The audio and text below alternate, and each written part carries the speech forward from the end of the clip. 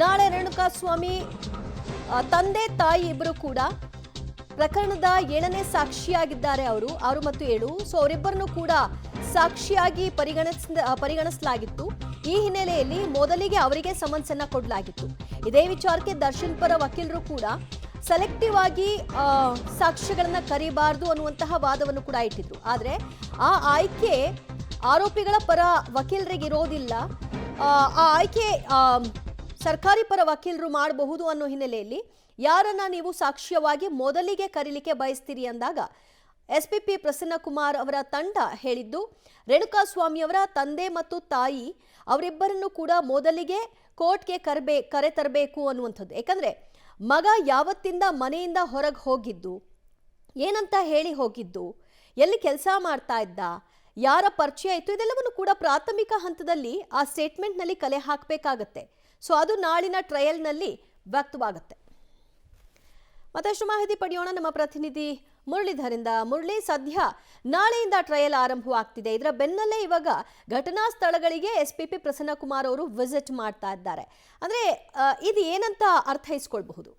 ಏನಂದ್ರೆ ಪ್ರಮುಖವಾಗಿ ಇಲ್ಲಿಯ ತನಕನೂ ಕೂಡ ಅಂದ್ರೆ ಚಾರ್ಜ್ ಶೀಟ್ ಅನ್ನ ಸಲ್ಲಿಕೆಯನ್ನ ಮಾಡಲಾಗಿತ್ತು. ಚಾರ್ಜ್ ಶೀಟ್ ಅನ್ನ ಸಲ್ಲಿಕೆ ಮಾಡಿದ ನಂತರ ಅವರಿಗೆ ಚಾರ್ಜ್ ಫ್ರೇಮ್ ಅನ್ನ ಮಾಡುವಂತ ಪ್ರಕ್ರಿಯೆಗಳೇನಿತ್ತು, ಪ್ರಕ್ರಿಯೆಗಳಿಗೆ ಸಾಕಷ್ಟು ತಡವನ್ನ ಮಾಡ್ತಾ ಇದ್ರು. ಅದಾದ ಬಳಿಕ ಎಸ್ಪಿಪಿ ಅವರು ಅದಕ್ಕೆ ಆಕ್ಷೇಪವನ್ನು ಎತ್ತುತ್ತಾರೆ. ಚಾರ್ಜ್ ಫ್ರೇಮ್ ಅನ್ನ ಮಾಡಬೇಕು ಮತ್ತು ಟ್ರಯಲ್ ಅನ್ನ ಬೇಗ ಪ್ರಾರಂಭ ಮಾಡಬೇಕು ಅಂತೇಳಿ ಒಂದು ಮನವಿಯನ್ನು ಕೂಡ ಮಾಡ್ಕೊಂಡಿದ್ರು. ಮನವಿಯನ್ನು ಮಾಡ್ಕೊಂಡ ಹಿನ್ನೆಲೆಯಲ್ಲಿ ಈಗಾಗಲೇ ಚಾರ್ಜ್ ಫ್ರೇಮ್ ಆಗಿದೆ. ನಾಳೆ ರೇಣುಕಾಸ್ವಾಮಿಯ ತಂದೆ ತಾಯಿ ಇದ್ದಾರೆ. ತಂದೆ ತಾಯಿ ಅವರಿಗೆ ಸಮನ್ಸ್ ಆಗಿರುವಂತದ್ದು. ನಾಳೆ ಬೆಳಗ್ಗೆ 11:30ಕ್ಕೆ ಅರ್ಜಿ ವಿಚಾರಣೆ ಪ್ರಾರಂಭ ಆಗ್ತದೆ. ಅಂದ್ರೆ ಈ ಪ್ರಕರಣದ ಟ್ರಯಲ್ ಪ್ರಾರಂಭ ಆಗ್ತದೆ. ಟ್ರಯಲ್ ಪ್ರಾರಂಭವಾಗೋದಕ್ಕಿಂತ ಮುಂಚಿತವಾಗಿ ಎಸ್ಪಿಪಿ ಅವರು ಇಡೀ ಘಟನಾವಳಿಯ ಸಂಪೂರ್ಣ ಮಾಹಿತಿಗಳನ್ನು ಪಡ್ಕೊಳ್ಳುವಂತ ಪ್ರಯತ್ನಗಳನ್ನ ಮಾಡ್ತಾ ಇರುವಂತದ್ದು. ಯಾಕೆಂದ್ರೆ ಇಲ್ಲಿಯ ತನಕ ಕೂಡ ಕೇವಲ ಅಕ್ಷರ ರೂಪದಲ್ಲಿದ್ದಂಥ ಮಾಹಿತಿಗಳೇನಿತ್ತು ಆ ಮಾಹಿತಿಗಳನ್ನ ಪಡ್ಕೊಂಡಿದ್ರು. ಜೊತೆಗೆ ತನಿಖಾಧಿಕಾರಿಗಳು ಹೇಳಿದಂಥ ಮಾಹಿತಿಗಳೇನಿತ್ತು, ತನಿಖಾಧಿಕಾರಿಗಳು ಹೇಳಿದಂಥ ಮಾಹಿತಿಗಳನ್ನ ಪಡ್ಕೊಳ್ಳುವಂತ ಕೆಲಸಗಳಾಗಿತ್ತು. ಈಗ ಖುದ್ದಾಗಿ ಘಟನಾ ಸ್ಥಳ ಅಂದ್ರೆ ಎಲ್ಲಿ ರೇಣುಕಾಸ್ವಾಮಿಯನ್ನ ಅಪಹರಣ ಮಾಡಿ ಶೆಡ್ನಲ್ಲಿ ಹಾಕಿ ಹೊಡೆದಿದ್ರು, ಅದಾದ ನಂತರ ಆತನನ್ನ ಲಾರಿಯ ಮುಂಭಾಗದಲ್ಲಿ ಆತನ ಮಲಗಿಸಿರ್ತಾರೆ, ಅಲ್ಲಿಗೂ ಕೂಡ ಭೇಟಿಯನ್ನು ಕೊಟ್ಟಿದ್ದಾರೆ. ಅದಾದ ನಂತರ ಶವ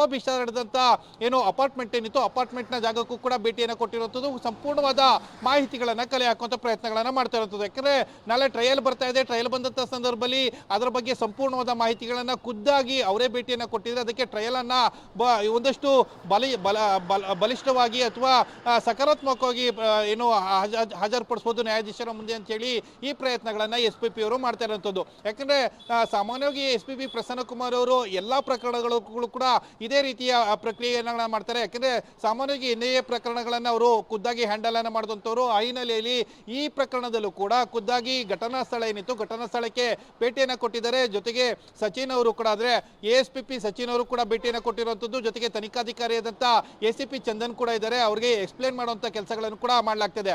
ಯಾವ್ಯಾವ ಸ್ಥಳಗಳಲ್ಲಿ ಯಾವ್ಯಾವ ಏನು ಸಾಕ್ಷ್ಯಗಳನ್ನ ವಶಕ್ಕೆ ತೆಗೆದುಕೊಳ್ಳಾಯ್ತು, ಜೊತೆಗೆ ಯಾವ ವಸ್ತುಗಳನ್ನ ವಶಕ್ಕೆ ತೆಗೆದುಕೊಳ್ಳಾಯ್ತು, ಜೊತೆಗೆ ಲಾರಿಯನ್ನ ಸೀಸ್ ಮಾಡಿರುವಂತದ್ದು ಇರ್ಬೋದು ಮತ್ತು ಸೆಕ್ಯೂರಿಟಿಯ ಹೇಳಿಕೆಗಳನ್ನ ಯಾವ ಜಾಗದಲ್ಲಿ ಪಡ್ಕೊಂಡ್ವಿ, ಜೊತೆಗೆ ಸೆಕ್ಯೂರಿಟಿ ಕೊಟ್ಟಂತ ಮಾಹಿತಿಗಳೇನು ಎಲ್ಲ ಕೂಡ ಸಂಪೂರ್ಣವಾಗಿ ಎಸ್ಪಿಪಿ ಅವರಿಗೆ ಎಕ್ಸ್ಪ್ಲೇನ್ ಅನ್ನ ಮಾಡ್ತಾ ಇದ್ದಾರೆ. ನಾಳೆಯಿಂದ ಆ ಟ್ರಯಲ್ ಪ್ರಾರಂಭ ಆಗ್ತಾರೆ. ಪ್ರಕರಣದ ಟ್ರಯಲ್ ಪ್ರಾರಂಭ ಆಗ್ತಾ ಇರೋದ್ರಿಂದ ಇದೊಂದಷ್ಟು ಇನ್ನೊಂದಷ್ಟು ಪೂರಕವಾದ ಮತ್ತು ಒಂದಷ್ಟು ಬಲವನ್ನ ತುಂಬುವಂತ ಪ್ರಯತ್ನಗಳನ್ನ ಈಗ ಎಸ್ಪಿಪಿ ಅವರು ತಮ್ಮ ಪ್ರಕರಣದಲ್ಲಿ ಮಾಡ್ತಾ ಇರುವಂತದ್ದು. ದಿವ್ಯಾ, ಥ್ಯಾಂಕ್ ಯು ಮುರಳಿ ನಿಮ್ಮೆಲ್ಲ ಮಾಹಿತಿಗೆ. ಚಿತ್ರದುರ್ಗದ ರೇಣುಕಾಸ್ವಾಮಿ ಕೊಲೆ ಪ್ರಕರಣಕ್ಕೆ ಸಂಬಂಧಪಟ್ಟ ಹಾಗೆ ಬಂಧಿಯಾಗಿ ಆರೋಪಿತ ಸ್ಥಾನದಲ್ಲಿರುವಂತಹ ದರ್ಶನ್ ಗ್ಯಾಂಗ್ಗೆ ಸಂಕಷ್ಟ.